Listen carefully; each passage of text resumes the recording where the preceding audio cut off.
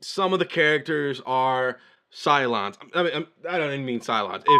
What's up, everybody? It's the Screen Sniper, and today in my sights is Westworld. If you haven't watched Westworld on HBO, you are missing out.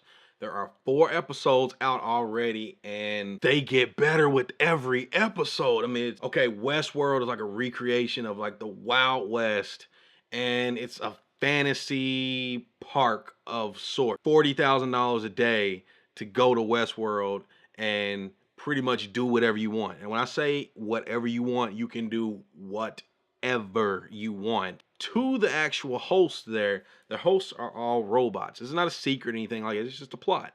All the hosts are robots, but they're extremely realistic and they have different narratives that they play out. And you can jump in those narratives and play out some Western fantasy or whatever. If you haven't watched it, you might want to cut this off, because I have a theory about one of the characters. I mean, there's other theories floating around about other characters. You should probably go ahead and watch the show before you watch the rest of this video. So I'm gonna give you like a couple seconds to rethink your whole life on whether or not you should finish this video. Okay, that was your fair warning. Okay, so there's been all kinds of fan theories already, 4 episodes in, about if some of the characters are cylons. I don't even mean cylons. If some of the characters could possibly be hosts that are supposed to be humans. Now, there's some about the Man in Black. There's other ones about Bernard and Teresa Cullen, which I don't think so, because the Cullens don't come here. It's a little... Okay, so out of all the fan theories about everybody who could possibly be a host, I think it's Stubbs, the security guy. And let me point out why I think there's a high possibility of Stubbs based on what we've seen. One clue that we've heard so far from Elsie is this. Backstories do more than amuse guests. They anchor the host. It's their cornerstone. The rest of their identity is built around it, layer by layer. So their backstory is what builds them as a person, as a character. Everything about them is based on their backstory. Remember this. Just remember that line that she said. Okay, so in the scene where Bernard and Teresa and Stubbs, they're standing there, and there was host activity down in cold storage, this scene happened. I think you guys enjoy playing dress up as much as the guests. The hosts can't hurt you, by design. You don't have kids at home, do you, Bernard? No. If you did, you'd know that they all rebel eventually.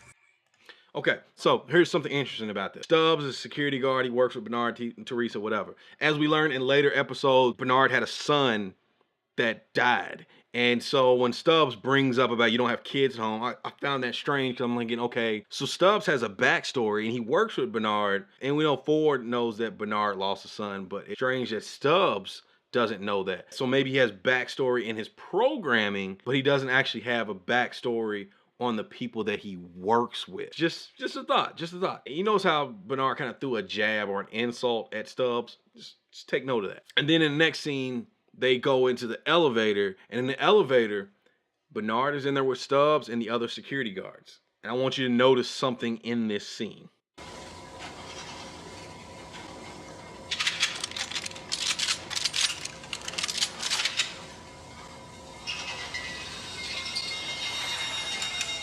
Okay, so you notice how they were all cock-locked and ready to roll simultaneously? Like, they all simultaneously did the same thing without anyone alerting the other one. It's like, as soon as one started, they all immediately did the same exact thing.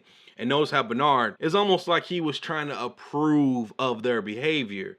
Let's watch that part again.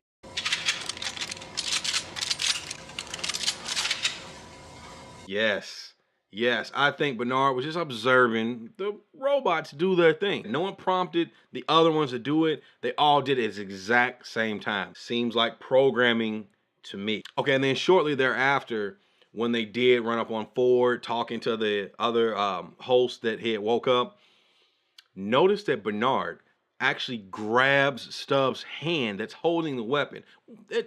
That part just kind of seemed a little strange, that if he was a security guard and if he was in charge of security, how calm he would be for a non-security person to actually grab his gun hand. Stop, unless you plan to decommission the boss. So fast forward to the scene where they you know, where they have the stray, and Elsie gets in the elevator with Stubbs. Throws another jab or an insult to his security persona. Tell me, is Q-based surveillance coverage really this spotty, or you just like the nature walks? Maybe it's the company. Loads up another weapon again as well. He seems to do this in the elevator. He checks his weapon, which I'm okay, might just be a security precaution. She throws an insult about his demeanor. He doesn't really say anything again. It's like he's security, but he's also the punching bag for the people who work in the behavior department or programming or whatever they do. You know, if you wanted to play cowboy, you could have just used your employee discount. Another dig at him about playing cowboy or playing dress up. And he's security. Like, why? That's his job. It's like they're just throwing these out to hear what he's gonna say back. That's what it sounds like to me. The only thing stopping the host from hacking this to pieces is one line of your code. No offense, but I sleep with this. I bet you do. Let's stop right there. Remember the first original clip I played. Remember this.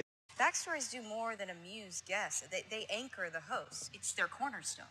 The rest of their identity is built around it, layer by layer. Seems as though Stubbs is so one-dimensional. Now, there are a lot of wooden personality, one-dimensional people out there, but Stubbs seems to be one of the most one-dimensional characters on the show. Now, this could be a red herring. They may have purposely done this to make us speculate. We also get this gem in the same scene. You guys can't program more than one of these idiots to make a flyer? Yeah, we could, but thanks to a new policy from your boss, only one of them is authorized to handle the axe.